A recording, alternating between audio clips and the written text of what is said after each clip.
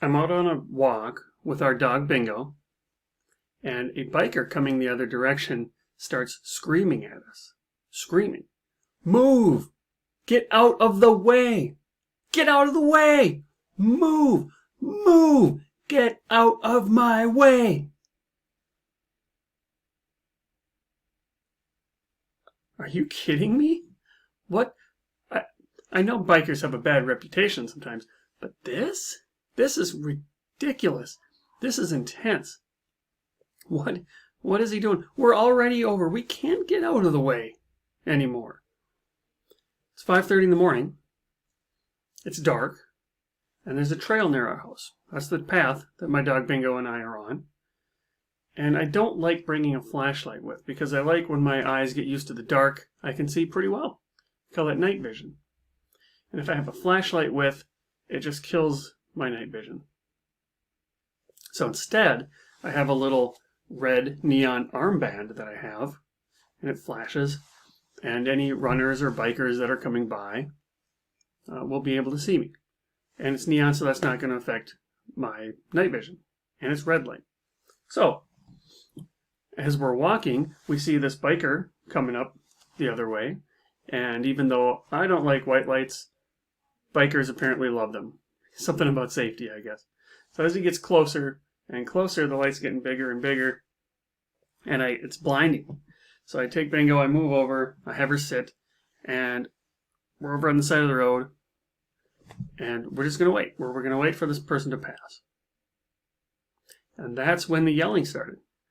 That's when he starts yelling at us. And you could see his hand, get out of the way, get out of the way. And so as he got by, I thought, well, this guy's a jerk. So I'm fully justified, and I call him some names. And not the PG version either. I call him some 4-letter words. And that's when he immediately says, "Oh my God, I'm so sorry. I thought you were a deer. I could see your dog's eyes reflecting in my light. And I didn't want the deer to be on the trail when I was coming by. My apologies." Uh-oh, who's the ass now? When I turned over, my armband was hidden. He had no idea that I was there. And his lights were getting reflected in my dog Bingo's eyes. Find out more about this situation right after this.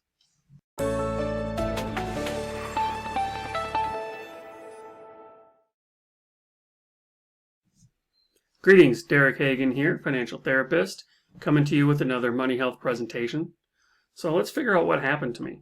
What happened to me really was that I had no space in between stimulus and response. Him yelling and my response were right next to each other. I had no space here. So the goal that I want you to get from this is that we are going to be better equipped to respond to people in a less emotional way if we can grow that space in between stimulus and response. And it starts with thinking about this. You are the center of the universe. Everything that happens because you're in the center of your universe. And think about that. Everything happens to you. You've got your senses. You see things. That comes into your visual field. You hear things. You smell things. You feel things. If something happens to me, you experience that through some of your senses. You are quite literally the center of your universe. It's you, and then you live in a city, and there's a country, and you're on the planet Earth, and you're in the solar system, and the galaxy, and the universe. You are at the center of that, quite literally. So everything feels to us, to you, like it affects you, it impacts you because you're at the center. But that's the thing. Everybody is at the center of their own universe. Everybody's walking around thinking that they're the center of the universe. That's called subjectivity. We can only see and feel and experience things through our own eyes. So because of that, we have this tendency to think, what are they going to think about me? I need to do up my hair. I need to wear the right clothes. I need to have the right car because people are going to notice me. And our perception is that people are going to notice everything about us. But in reality, they don't. They really, really don't.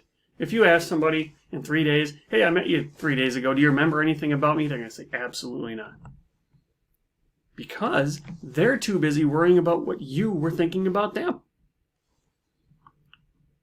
Because remember, we're all at the center of our own universe, so their perception is you thinking and judging them.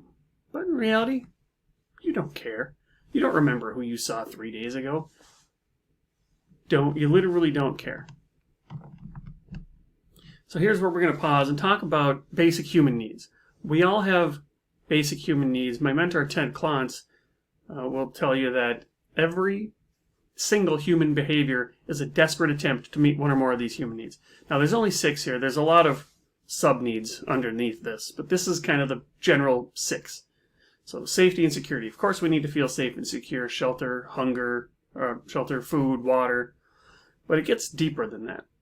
This is safety as if you're walking in a bad part of town. You don't really feel safe. You don't really feel secure if your savings drop below a certain level for some people. For some people, if you don't have so much income coming in, that threatens your safety need. Belonging. Belonging is a pretty big one.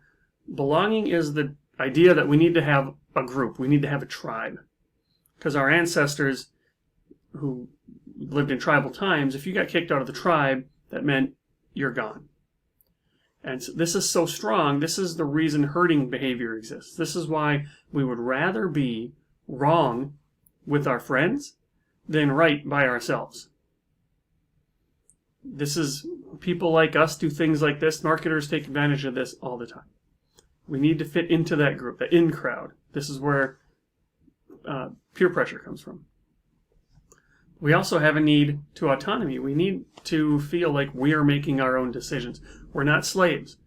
We need to have the right to self-determination. We also have to be heard. We need to be understood. We have something to say. We need to be able to express ourselves. And this could be as deep as artistic expressions, but it could be as simple as, I've got an opinion on this, and we need to be heard. And then finally, significance and purpose. We need to know the big picture. We need to know that we matter.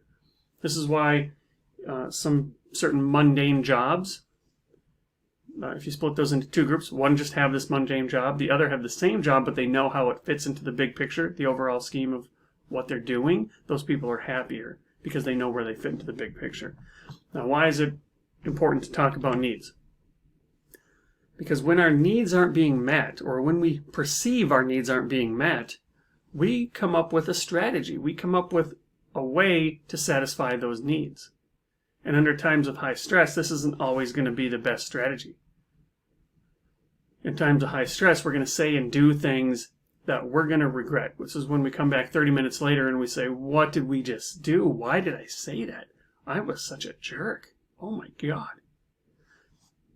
My words were yelling at that biker because my need to be part of the group weren't being acknowledged. He was ignoring me. He was telling me he's more important than me. So my need wasn't being met. So I came up with a strategy. It was a bad strategy.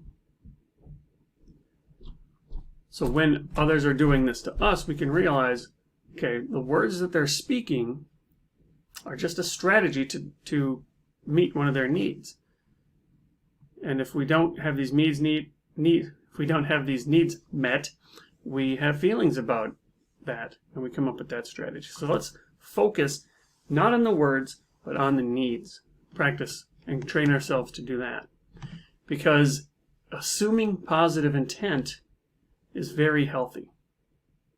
Assuming positive intent means something happened. We have automatic negative thoughts. Ants, those are called. And our first reaction, almost always, is to say, something bad happened. That's over here. People are out to get me. But remember, they're at the center of their own universe, just like you're at the center of your own universe. So because we're at the center of our own universe, of course, those people are in my way. Of course, those people are trying to take advantage of me. But they think the opposite. They think that you're out to get them. And if you have this viewpoint, like I did on the walk, right, stress, anger, fear, negative emotions run high because you're assuming the worst. Now, if you assume positive intent, that stress, anger, and fear come down. and you really get to choose. This is your choice. So if this is with strangers, assuming positive intent means you're going to be happier. Even if you're wrong. Guy's trying to cut in front of you because he knew that this lane was going to end. Do you speed up or do you slow down and let him in? Right? Maybe this guy's been unemployed for 6 months. He's got a daughter at home, and his daughter's sick. And because of that, he's late for this interview, the first interview that he got in 3 months. And he's running late, so he tried to get in front of you. Maybe he's from out of town, and he didn't know that that lane ended. Or maybe he's a jerk.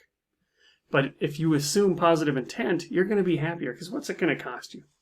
Half of a second to let the guy in? You zoom up in front, you save half a second, and now you're irritated and angry. You ease up and let him in because you think that he's going to go to get a job interview. You're going to be happier. And it didn't really cost you any time. Assume positive intent. Because the longer you can go between that stimulus and that response, that the likelihood of an emotional response, an emotional behavior that we're going to regret goes down. This is why you write that email and then you save it. That's why we used to write letters and put it in a drawer before we sent it. This is why count to 10 exists, or say the alphabet, or take 5 deep breaths. Because we want to take a break. And we're taking a break to try to figure out, well, what was that need that they were trying to meet? What were they trying to tell us? Because at the end of the day, it really is our choice. And if we can put the space in between stimulus and response, if we can spend a little time and say, whoa, I don't want to react that way. What did that person mean? Is it more likely that this loved one is trying to get me, that's trying to harm me? Or is it more likely that there's a need that's not being met and they are acting emotionally? Don't react to the words. React to the needs. Look for what those needs are. Take a break. Don't react right away. You'll be far healthier for it. And that's good money health.